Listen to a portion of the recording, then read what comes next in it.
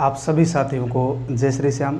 दोस्तों, हम राजस्थान में लोक देवताओं का अध्ययन कर रहे हैं और लोक देवताओं से संबंधित 2 वीडियो आपने देख लिए होंगे और आज हम जो अन्य लोक देवता हैं उनका अध्ययन करेंगे और अगले वीडियो में इस टॉपिक को समाप्त करने का प्रयास करेंगे। इसी कड़ी में हम राजस्थान के लोक देवताओं में मारवाड़ के पंच पीरों का अध्ययन कर रहे हैं। मारवाड़ के पंच पीरों का अध्ययन कर रहे हैं। आज हम बात करते हैं हड़बू जी। आज हम बात करेंगे हड़बू जी, क्योंकि हमने रामदेव जी, पाबू जी और गोगा जी का अध्ययन कर लिया है और ये चौथे पंच पीरों में आते हैं। चौथे पंच पीर हैं जिनका नाम है हड़बू जी। आइए आज हम बात करते हैं हड़बू जी के बारे में। तो हड़बू जी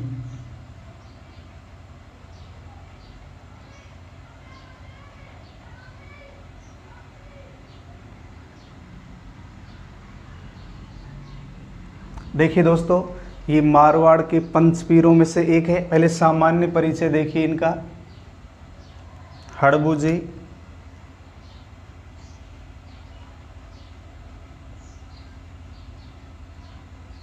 मारवाड़ के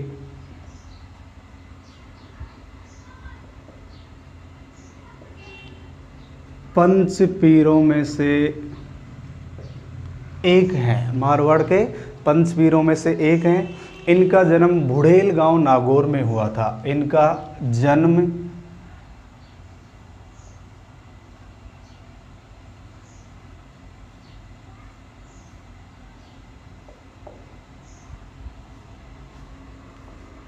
भुड़ेल गांव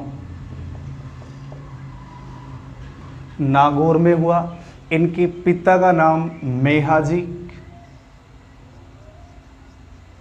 इनके पिता का नाम मेहाजी था और इनके गुरु का नाम बालीनाथ जी। इनके गुरु का नाम बालीनाथ जी था। ये सांखला राजपूत थे। राजपूतों में कौन थे? सांखला। तो हड़बू जी सांखला राजपूत थे। सांखला राजपूत थे। इसी प्रकार इनका जो वाहन है, इनका वाहन है सियार। दोस्तों, इनका वाहन क्या माना जाता है? सियार। इसी प्रकार ये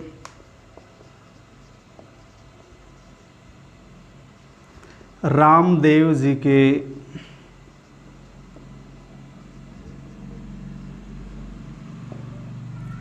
मौसेरे भाई थे। हड़बू जी रामदेव जी के मौसेरे भाई थे और ये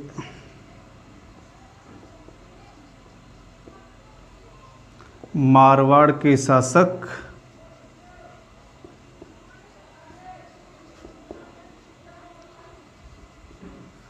राव जोधा के समकालीन थे।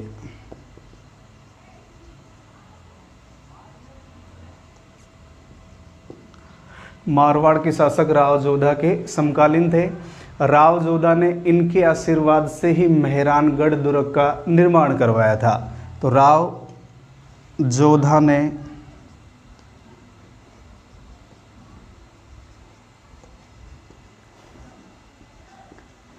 इनके आशीर्वाद से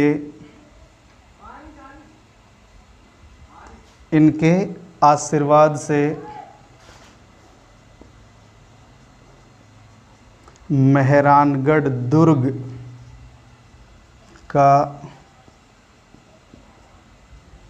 निर्माण करवाया था। तो इन्हीं के आशीर्वाद से मेहरानगढ़ दुर्ग का निर्माण करवाया गया। दोस्तों, मेहरानगढ़ दुर्ग की नींव रिद्धि बाई करणी माता ने रखी थी। इनकी नींव, मेहरानगढ़ दुर्ग की नींव करणी माता रिद्धि बाई के द्वारा रखी गई थी। दोस्तों, एक उल्लेख मिलता है कि राणा कुंभा और राव जोधा के मध्य संबंध अच्छे नहीं थे, इसीलिए हड़बू जी ने राव जोधा को सैनिक सहायता दी थी। हड़बू जी ने राव जोधा को सैनिक सहायता दी थी। इसका अध्ययन हम इतिहास में करेंगे। आपको याद होगा राणा लाखा का विवाह हंसाबाई से हुआ था। हंसाबाई से एक पुत्र पैदा हुआ जिसका नाम मोकल था, और मोकल का संरक्षक कुंवर चूड़ा को बनाया गया था। इसके पश्चात कुंवर चूड़ा मांडू चले जाते हैं। कुंवर चूड़ा के पश्चात रणमल राठौड़ को संरक्षक बनाया गया। तो रणमल राठौड़ ने मेवाड़ के क्षेत्र को अपने हाथों में लेने का प्रयास किया था। मारवाड़ के राठौड़ों को मेवाड़ में ऊंचे ऊंचे पद दे दिए थे। इसीलिए 1438 में जब रणमल राठौड़ की मृत्यु होती है तो राणा कुंभा ने रणमल राठौड़ के पुत्र राव जोधा पर भी आक्रमण कर दिया था। इसीलिए राणा कुंभा और राव जोधा में आपस में कटुता के संबंध थे। हड़बू जी ने राव जोधा को सैनिक सहायता दी थी। किसके विरुद्ध? राणा कुंभा के विरुद्ध। तो ये भी हम नोट करेंगे। जैसे यहाँ नोट कर लेते हैं हम,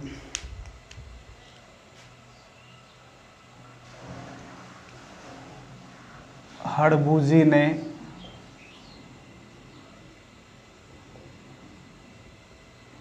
राव जोधा को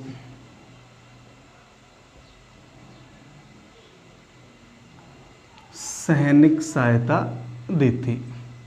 इसी प्रकार हड़बू जी को शकुन शास्त्र का ज्ञाता भी माना जाता है। इन्हें शकुन शास्त्र का ज्ञाता भी माना जाता है।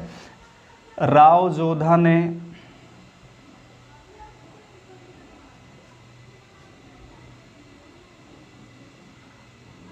हड़बू जी को बेंगटी गांव फलोदी जोधपुर में है, बेंगटी गांव भेंट किया था।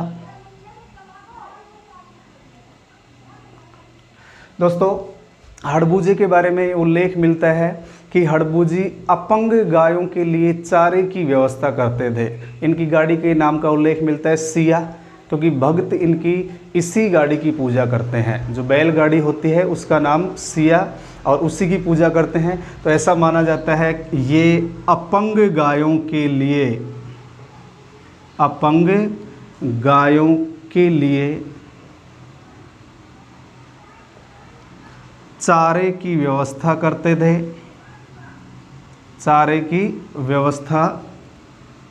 थे, और भक्त इनकी गाड़ी का नाम है सिया की पूजा करते हैं।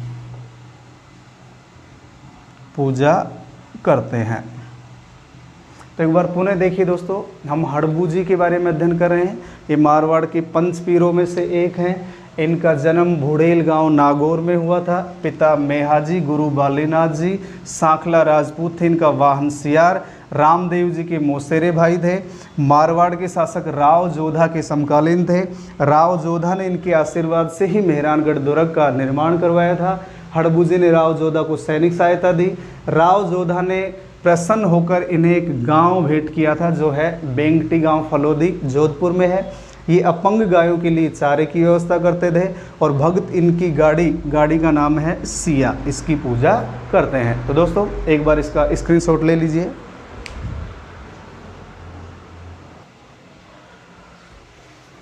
इसके बाद देखिए दोस्तों, हड़बू जी को शगुन शास्त्र का ज्ञाता माना जाता है। शगुन शास्त्र का ज्ञाता,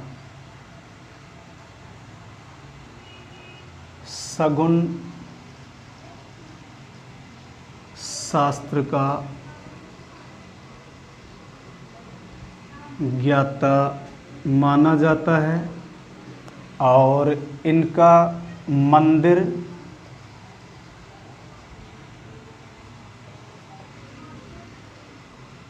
बेंगटी फलोदी जोधपुर में है।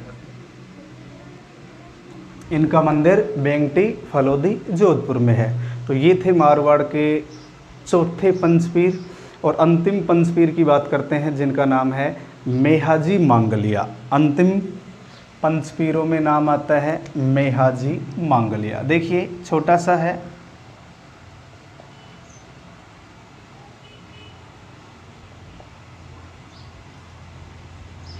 मेहाजी मांगलिया। देखिए दोस्तों, इनका संबंध मारवाड़ से है। इनका संबंध कहाँ से था? मारवाड़ से।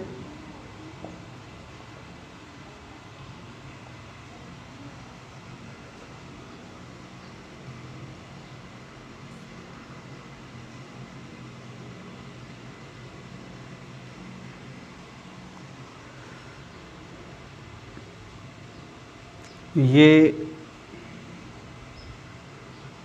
मारवाड़ के शासक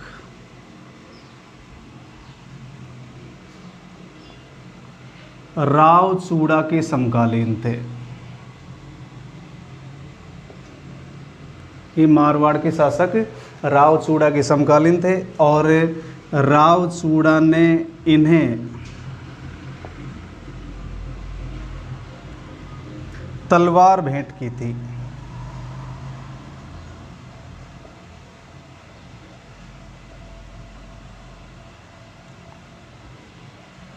इसी प्रकार इनके पिता का नाम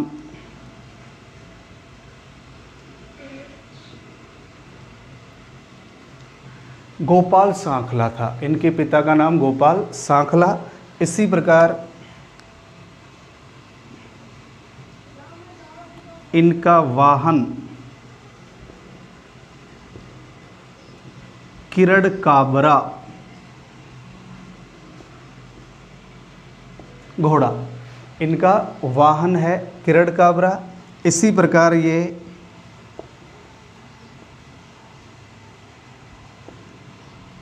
जैसलमेर के राणंग देव भाटी से गायों की रक्षार्थ युद्ध में शहीद हुए। युद्ध में शहीद हुए। इसी प्रकार इनका जो मंदिर है वो मुख्य मंदिर है बापणी जोधपुर। इनका मंदिर कहाँ है? बापणी जोधपुर में। इनका मंदिर है बापणी जोधपुर।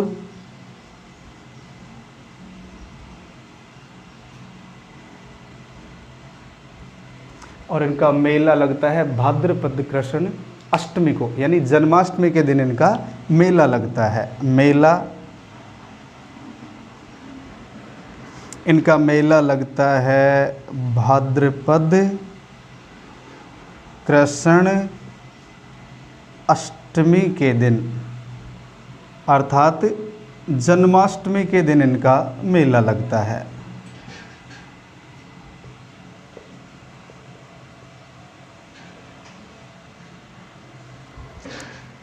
तो दोस्तों ये थे आपके मेहाजी मांगलिया और इसी के साथ आपके मारवाड़ के पंचपीर। मारवाड़ के पंचपीरों का हमने अध्ययन कर लिया है। रामदेव जी, पाबू जी, गोगा जी, हड़बू जी और मेहाजी मांगलिया। इनका संबंध मारवाड़ से था। मारवाड़ के शासक रावचूड़ा के समकालीन थे। पिता गोपाल सांखला। इनका वाहन किरण काबरा, यानी घोड़े का नाम था इनका किरण काबरा।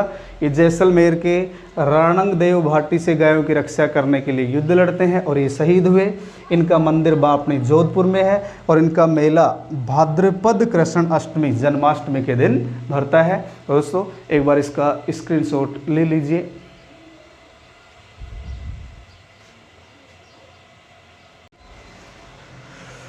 इसके बाद दोस्तों अब हम बात करते हैं तेजा जी, वीर तेजा जी। तो तेजा जी का जन्म खड़नाल नागौर में हुआ था। तेजा जी का जन्म खड़नाल नागौर में हुआ था। तो हम तेजा जी के एक बार जीवन परिचय के बारे में देखते हैं, उसके बाद हम डिटेल से अध्ययन करेंगे। तो तेजा जी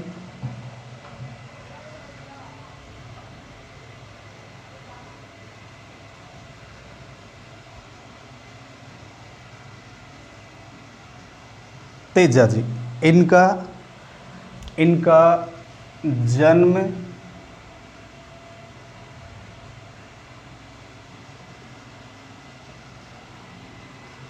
1074 ईस्वी को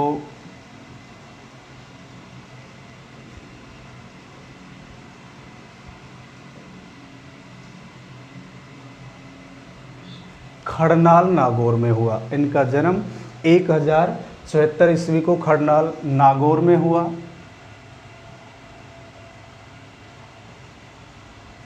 इनके पिता का नाम ताहड़ जी,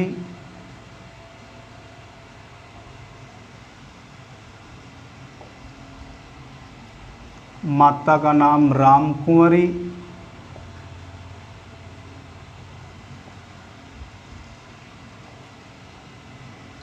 पत्नी का नाम पेमल दे। सामान्य है, जीवन परिचय है, याद करना है।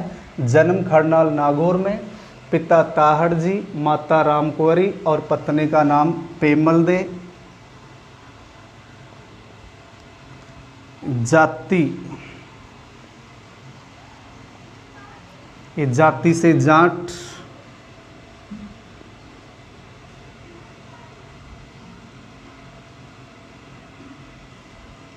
इनका गोत्र था धोलिया। गोत्र क्या था? धोलिया।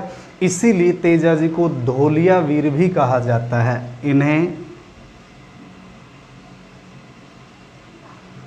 धोलिया वीर भी कहा जाता है। इसी प्रकार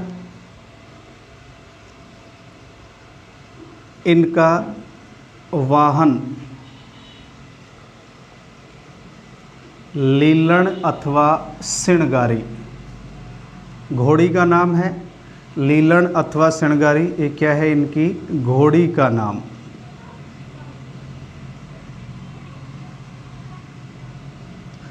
इसी प्रकार दोस्तों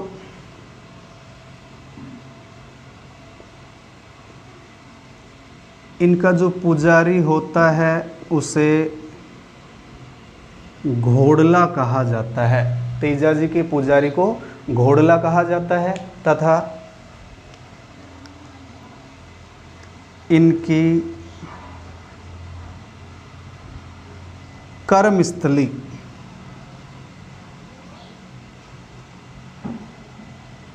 बासी दुगारी बूंदी।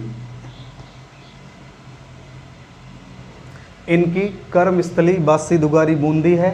और इनकी जो पत्नी है पेमल दे, ये पनेर अजमेर के रामचंद्र की पुत्री थी। ये भी याद रखना है, पनेर अजमेर के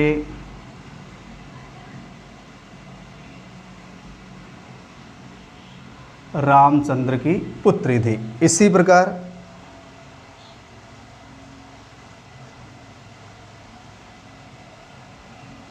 जाट जाति में विशेष मान्यता है।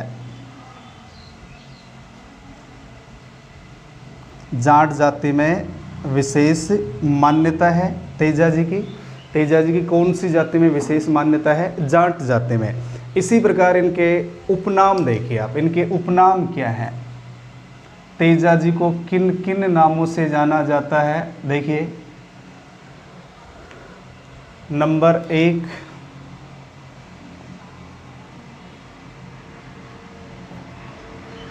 सर्पों के देवता, नंबर 2 गायों के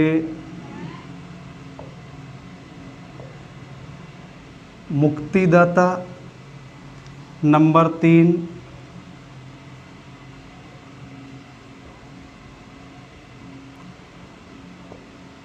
काला बाला का देवता और नंबर 4 कृषि कार्यों का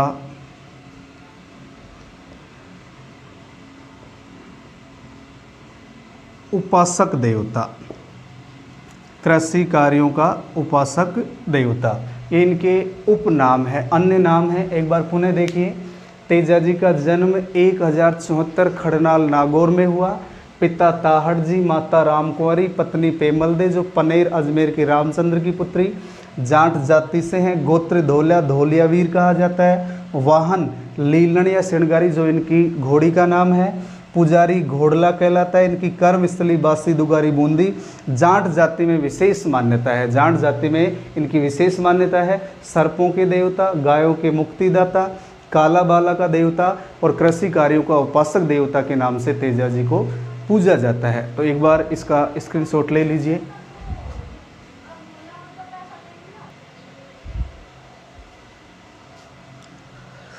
इसके बाद देखिए दोस्तों, तेजा जी की मृत्यु के बारे में एक कहावत प्रसिद्ध है, किंवदंती है कि तेजा जी लाछा गुजरी की गायों को छुड़ाने के लिए मेर के मीणाओं से युद्ध करने के लिए चले जाते हैं। लाछा गुजरी की गायों को मेर के मीणाओं ने घेर लिया था, वो गायों को छुड़ाने के लिए जाते हैं, गायों को आज़ाद करवा देते हैं। लेकिन मेर के मीणाओं के पास एक गाय का बछड़ा रह जाता है। वो पुनः बछड़े को प्राप्त करने के लिए, बछड़े को लेने के लिए जाते हैं। रास्ते में एक स्थान पर अग्नि लगी हुई थी, आग लगी हुई थी, जिसमें नागिन जल कर के मर चुकी थी और तेजा जी ने उस नाग को बचा लिया। तो नाग देवता उस पर क्रोधित होकर कहते हैं कि आपने मुझे क्यों बचाया, मुझे भी मरने दिया जाता, आपने हमारे जोड़े को अलग कर दिया है, इसलिए मैं आपको डसूंगा।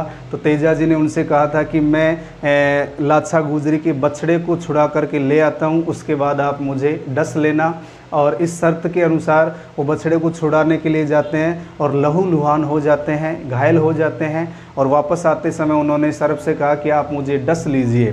तो उस सर्प ने कहा कि आपका सारा शरीर खून से लथपथ है, कहीं कोई जगह नहीं है कि उस स्थान पर मैं आपको डस सकूं।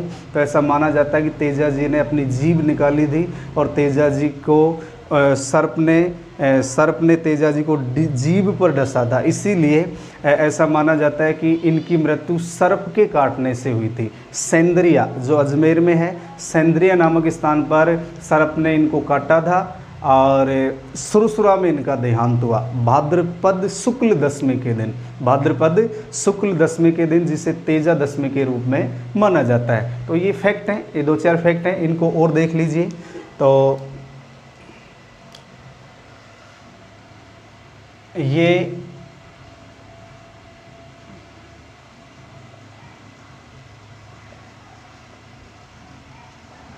लाछा गुजरी की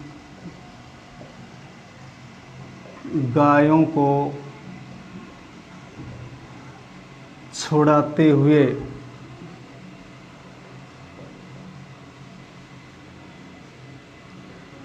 मेर के मीणाओं से संघर्ष करते हुए या युद्ध करते हुए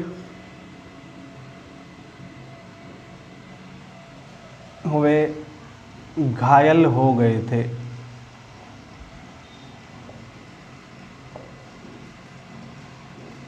स्थान है आपका एक सेंदरिया जो अजमेर में है। सेंदरिया में इनको सर्प ने डस लिया था। सेंदरिया अजमेर।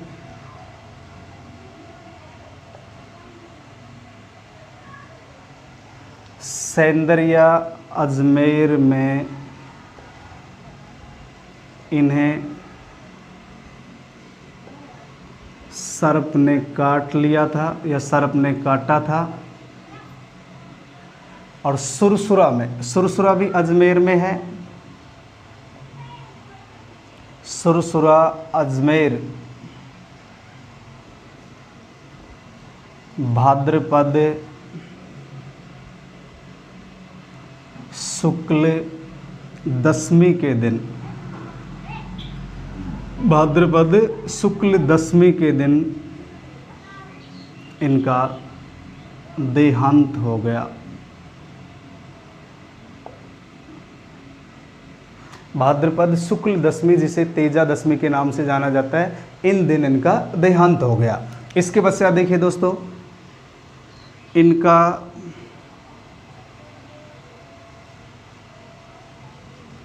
मुख्य पूजा स्थल है खड़नाल नागौर में। इनका मुख्य पूजा स्थल खड़नाल नागौर, और इनके पूजा स्थल को थान कहा जाता है, जो नीम के पेड़ के नीचे होता है। इनका पूजा स्थल क्या कहलाता है? थान। और ये नीम के पेड़ के नीचे होता है, नीचे होता है। इसी प्रकार दोस्तों सर्प से काटे हुए व्यक्ति को तेजाजी के नाम से धागा बांधा जाता है, जिसे तेजाजी की तांती कहा जाता है। सर्प से काटे हुए संबंधित व्यक्ति को तेजाजी के नाम से धागा बांधा जाता है, जिसे तेजाजी की तांती कहा जाता है। तेजाजी की तांती, तेजाजी की तांती।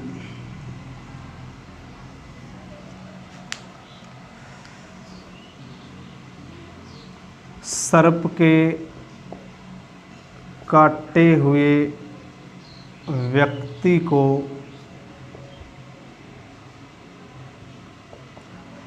तेजाजी के नाम से जो धागा बांधा जाता है उसे तेजाजी की तांती कहा जाता है। ये अजमेर क्षेत्र के प्रमुख लोक देवता हैं, अजमेर क्षेत्र के प्रमुख लोक देवता।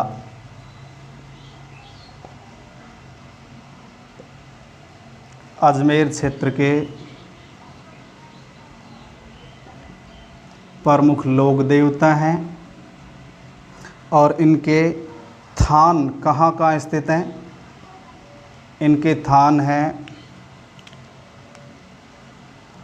सेंदरिया,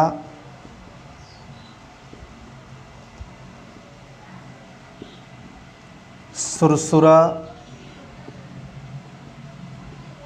ब्यावर और भावता। ये चारों अजमेर में हैं। इनके जो थान हैं, जैसे मुख्य थान तो कहाँ है इनका? अभी हमने लिखा है खड़नाल नागौर में। तेजाजी का मुख्य थान खड़नाल नागौर में है और इनके थान कहाँ कहाँ हैं? सेंदरिया, सुरसुरा, ब्यावर, भावता अजमेर में है। लाछा गुजरी गायों को छुड़ाते समय घायल हो गए थे और सेंदरिया में इनको सर्प ने काटा था और सुरसुरा में इनका देहांत हुआ। भाद्रपद शुक्ल दशमी के दिन इनका पूजा स्थल थान कहलाता है, नीम के पेड़ के नीचे होता है। और सर्प के काटे हुए व्यक्ति को तेजाजी के नाम से जो धागा बांधा जाता है उसे तेजाजी की तांती कहा जाता है। तो दोस्तों एक बार इसका भी स्क्रीनशॉट ले लीजिए।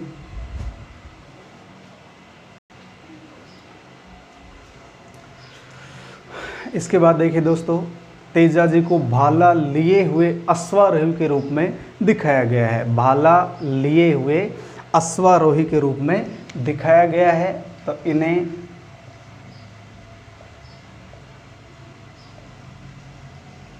भाला लिए हुए अश्वारोही के रूप में दिखाया गया है।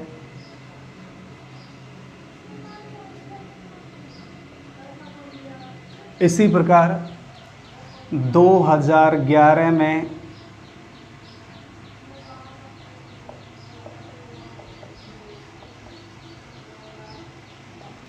तेजाजी पर 5 रुपए का डाक टिकट जारी किया गया। –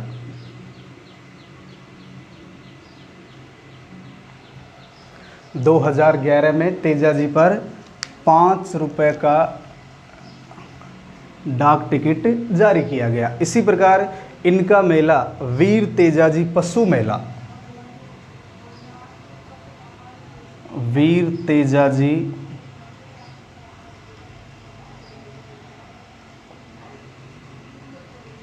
पशु मेला, ये मेला पर्वतसर नागौर में लगता है। पर्वतसर नागौर में। और ये मेला कब लगता है? भाद्रपद शुक्ल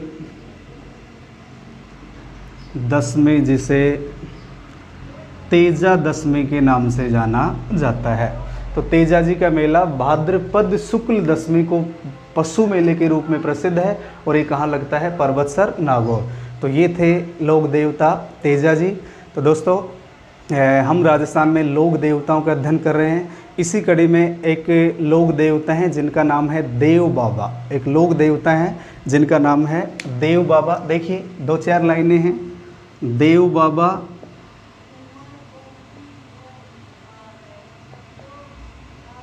देव बाबा, इनका संबंध मेवात क्षेत्र से है। इनका संबंध कहाँ से है? मेवात क्षेत्र। इनका संबंध है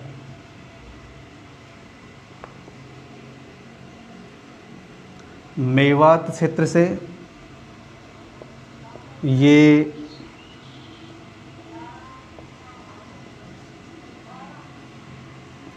इसमें आप एक लाइन और याद रखना, तेजा जी में यहीं पे लिख देता हूँ मैं नोट सहरिया जनजाति के आराध्य देव, सहरिया जनजाति के आराध्य देव। तेजा जी को सहरिया जनजाति के लोग अपना आराध्य देव मानते हैं। ग्वालों के देवता हैं। इसी प्रकार इनका वाहन भैंसा, इनका थान नीम के पेड़ के नीचे होता है। इसी प्रकार इन्हें पशु चिकित्सा का ज्ञान था। इन्हें पशु चिकित्सा का ज्ञान था। हम देव बाबा की बात करें, इनका संबंध मेवात क्षेत्र से है। ग्वालों के देवता, वाहन भैंसा, थान नीम के पेड़ के नीचे, इन्हें पशु चिकित्सा का ज्ञान था। इसी प्रकार इनका मंदिर नंगला भरतपुर में है। इनका मंदिर नंगला भरतपुर में है और इनका मेला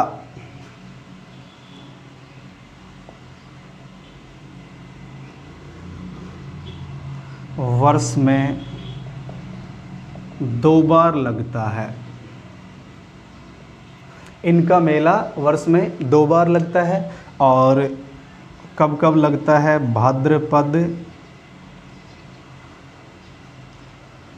भाद्रपद शुक्ल पंचमी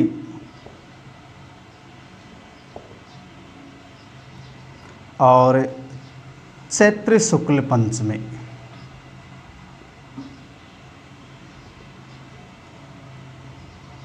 तो दोस्तों एक बार पुनः देखिए, तेजा जी, इन्हें भाला लिए हुए अश्वारोही के रूप में पूजा जाता है।